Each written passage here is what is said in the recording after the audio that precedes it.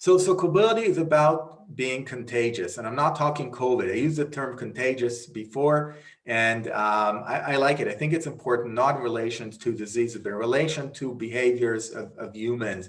It has to be contagious, has to be from the inside out. Telling people what to do doesn't really get a lot of great success.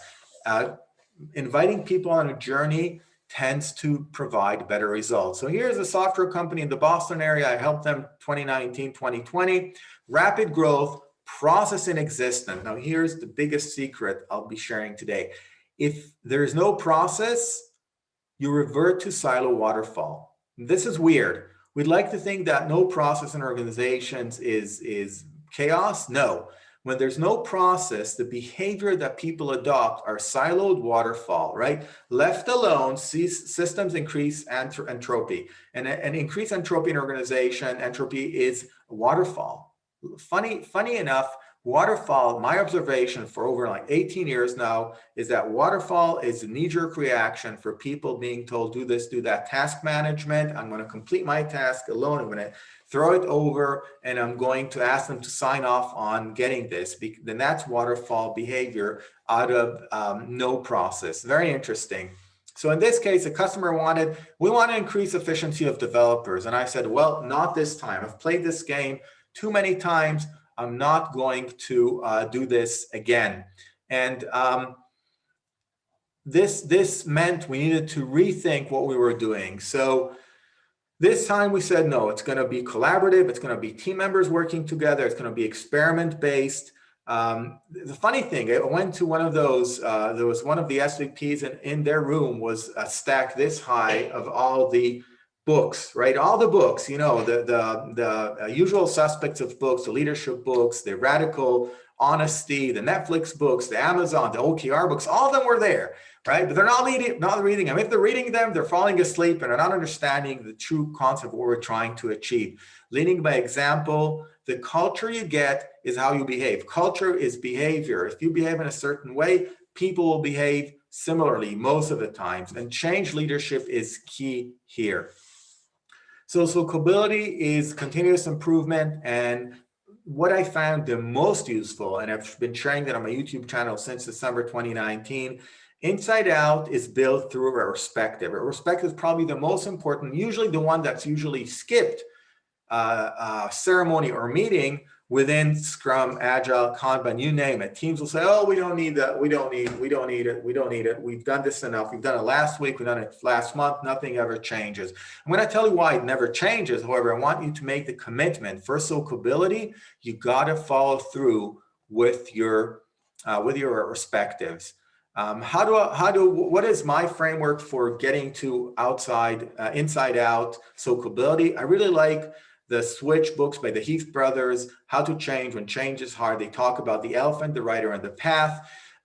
Look it up, look up the book. What they're saying is if you want to make any change successful, you got to motivate the elephant. That's like the behavior. That's like the emotional side of us. You got to talk, you got to direct the rider. That's the rational side. You got to shape the path.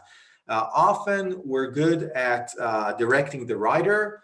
We're not that good as agilists as shaping path. Shaping path is something that we need to get better at in order to get to soakability. And also many times we don't motivate the elephant enough. We don't tell the right stories to get the narratives, to get people, riled up. We just say, of course you're going to do Scrum because that's what everybody's doing, or that's really successful because we've been bought into Scrum, Kanban, Agile, DevOps, but other people, they haven't. And it's on us to rally the herd and to tweak the environments and to build habits. And rarely do we do this. And without this, you can't really get to soakability. Unfortunately, we can't do this now. I want to mention another book, probably the one that changed my thinking about perspectives. And this is from Toyota Production System, but their author is Mike Rother. He went and learned how Toyota has been doing it for so long. And he said, it's hidden in plain sight. We failed to understand what Toyota is doing in continuous improvement because it was so obvious, because it's how people behave. Toyota Kata, Managing People for Improvement, really recommend this book. Essentially what he's saying is that it's a profound change. He talks about a group of Japanese Toyota executive going to tour an auto plant in Detroit, and the American executives are saying, hey, look, we've done Kanban, and the Japanese go, yeah, it's nice, and we've done this, and Japanese people go, and go, yeah, it's nice. And Mike Rother didn't understand at the time, why weren't they excited, the Japanese executive? And later on he understood, because it's not about Kanban. Kanban is not an end goal, right? Visual boards, Kanban, Scrum, this is not the goal. There is not a right solution. There is a process to learning together. And this is something Toyota figured out. It's not about, hey, we implemented Kanban, we're Agile now. And I see a lot of my teams when I start working. And again, especially with big organizations, there is this thinking, oh, if we just do the training, if we just let the teams do this or that, we're Agile. No. The agility is the learning together process. And I'll repeat this because this is crucial. This is how Toyota became the #1 worldwide automotive company, and Tesla, that's the jury's out, right? There's no right answer. There is a process to learning together. There is no right answer. Kanban is not the right answer. Scrum is not. It is an answer. It might work. Scaled Agile framework. Scaling Scrum, all these tools, there are tools that provide a set of answers, but that's not the question we need to ask. The question is, how do we learn together fast? How do we get fast feedback and improve the process based on what we learn? I call it move away from the Drunken retrospective, right? I'll sit with teams and they'll say, okay, what can we do? Oh, we've done this, didn't help. Leadership didn't help there. We've done that, didn't help. Oh, there's nothing nothing we can do. Let's move on. That's a Drunken perspective. Sometimes people say, let's do this. It's like those, cats running around the red light.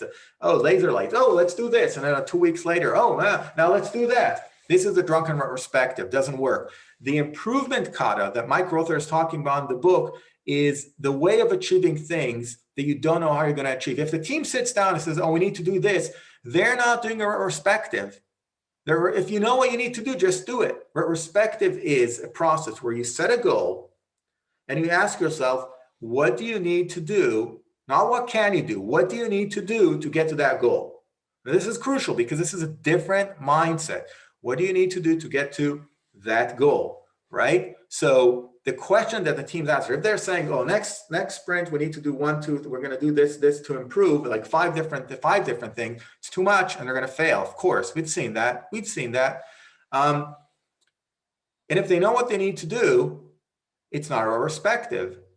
Just do it. It's an operational work. The goal of the retrospective is to stretch yourself outside your comfort zone to get to that North Star half a year from now. What do we need to do to get there? Oh, we need to experiment. Hey, let's experiment with this, see how it works. Let's experiment for 2 weeks.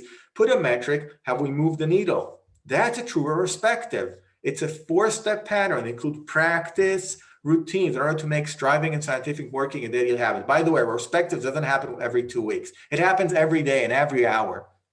That's true soakability in your organization. So Soakability and Leadership, written a book about project influence and leadership. That would give you some ideas. If you're a Scrum Master, Agile Coach, team member that like Soakability, this is one of my favorites, a book I've written about influencing the organization. What are telltale signs of soakability? Well, it's not soakable if you talk the talk, right? Teams are Scrum, programs and management is waterfall.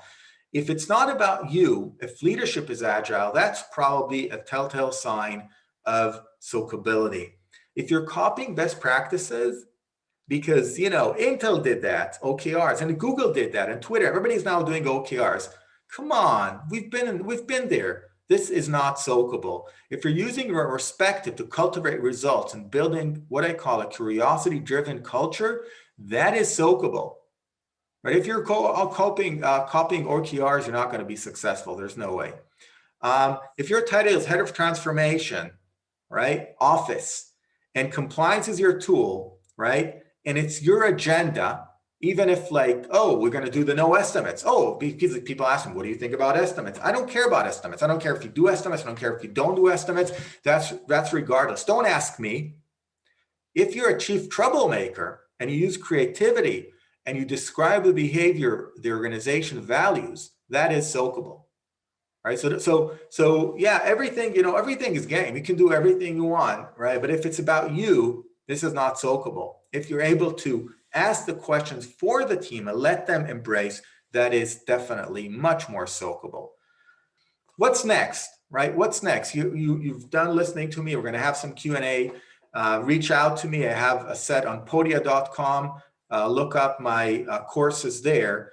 I think your question is your transformation or change simple? Simplicity is key. Scalable from the day one, scalability of signals, and soakable. Read the books. Feel free to connect on LinkedIn with me on LinkedIn, and I'm always happy to share my thoughts and ask you the questions. So reach out for me for support if you need it. These are some of my books out there. Success in the Gig Economy is the latest. Look it up. If you're definitely looking for a job and need to transform on a journey transformation, that's a book I'd recommend. Thank you so much for tuning in. It's been a pleasure. Good luck with simplicity, scalability, and soakability.